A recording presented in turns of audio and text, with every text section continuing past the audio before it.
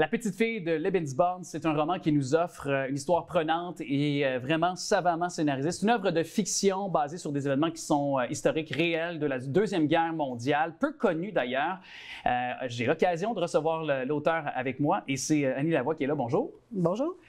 Pourquoi ça a été pour toi, disons, une évidence qu'on voulait s'attarder à ce sujet à travers une œuvre de fiction quand même, pour la plupart des éléments qui sont relatés, mais parce que le Lebensborn, c'est peu connu, je pense, des gens là, en lien avec ce qui est arrivé dans les événements de la Deuxième Guerre mondiale. Oui, effectivement. C'est la raison principale pourquoi je voulais en parler, justement, parce qu'on en a tellement peu entendu parler des Lebensborn.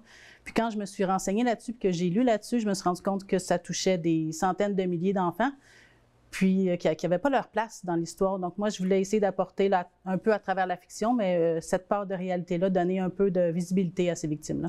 Puis peut-être, justement, concrètement, l'expliquer aux gens, parce que comme ça fait partie aussi intégrante de l'intrigue du livre, je pense que c'est important aussi de bien vulgariser, de prendre le temps de dire ce que c'est Lebensborn, justement. Là.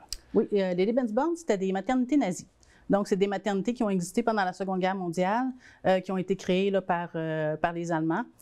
C'était à la fois une maternité, mais aussi un orphelinat. Donc, il y a beaucoup de femmes, de militaires ou même de maîtresses de militaires qui venaient là, pour accoucher à cet endroit-là. Puis, il y en a beaucoup qui ont laissé leurs enfants là, dans les orphelinats pour être adoptés. Et l'orphelinat était utilisé pour endoctriner là, les jeunes enfants qui sont considérés comme la relève du Troisième Reich. Donc, c'est pas n'importe qui pouvait être dans les Lebensborn. C'était vraiment ceux qui étaient considérés comme ariens.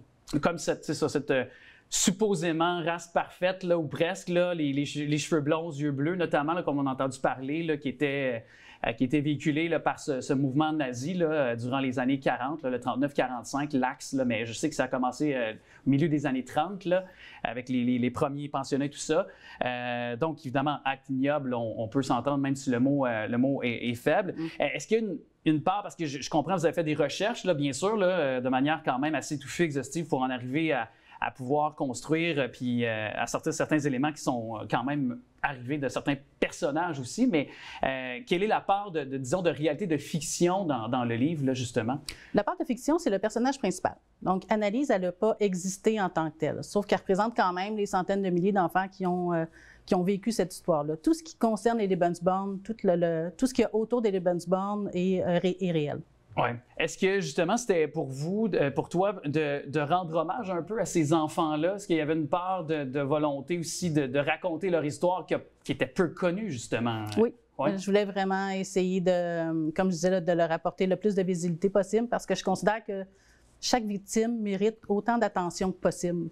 Donc, pour moi, c'était très important de leur offrir une visibilité là, qu'elle soit petite ou grande, là, à petite échelle ou à grande échelle. Et je ne veux pas faire de mauvais amalgames, je ne veux pas non plus comparer des époques qui ne le sont pas, mais quand on voit des tensions à travers le monde, des enfants qui, dans ce conflit, notamment du côté d'Israël, la bande de Gaza, on se rend compte qu'on n'est pas si loin d'une certaine époque, de cette époque-là, à certains égards, là, évidemment, puis loin dans ma tête de vouloir comparer, c'est des choses qui sont différentes, des conflits qui sont différents pour des raisons différentes, mais n'en demeure pas moins que c'est encore un sujet qui peut être, à certains égards, d'actualité, ce qu'on voit actuellement comme conflit à travers là. Moi, je ne sais pas si tu y vois aussi un lien, peut-être, un peu à certains... quand même? Tout à fait. On dirait que l'histoire se répète. Je dirais qu'on le voit surtout avec la guerre en Ukraine, parce qu'il y a beaucoup d'Ukrainiens qui ont été déportés vers la Russie, donc beaucoup d'enfants qui ont été séparés de leur famille. Donc, on dirait que malgré les époques, malgré les conflits, on n'apprend pas de nos erreurs.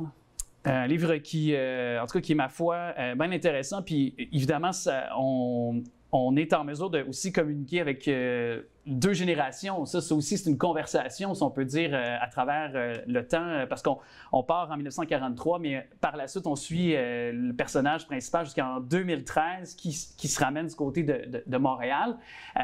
Donc, ça, j'imagine non plus, c'était pas banal de l'amener à notre époque pour donner une perspective, une rétroaction, disons, sur les moments du passé, dans votre intrigue, dans la façon de bâtir les choses. Oui, bien, la première raison pourquoi je l'ai fait, c'est que l'histoire avait besoin d'explication. J'avais besoin que le personnage puisse expliquer, sans tomber dans une narration qui était lourde pendant qu'on racontait l'histoire, que le personnage puisse expliquer exactement le contexte historique de tout ça. Puis, moi, je me suis très attachée à mon personnage, puis j'avais besoin de confirmer que malgré tout ce qu'elle avait vécu, à la fin, elle avait quand même vécu une belle vie, puis qu'elle était en sécurité jusqu'à la fin. Puis c'est ce qu'on disait aussi, c'est qu'il y a de moins en moins de gens qui ont vécu la guerre, que ce soit les soldats, des enfants qui ont vécu ce genre d'actes-là, qui sont là pour le raconter à travers le temps qui passe. Malheureusement, plusieurs sont décédés. Donc, c'est de donner un peu la parole, de conserver un peu ces vestiges-là, mais de pouvoir raconter justement ce genre d'histoire-là. En tout cas, vous donnez, je trouve, une sorte d'humanité à ces gens-là. Puis à travers ce livre-là, j'invite les gens à découvrir à travers votre intrigue. Alors, invitation à découvrir La petite fille du Lebensborn. Annie Lavoie, merci beaucoup d'être passée. Merci beaucoup pour l'invitation.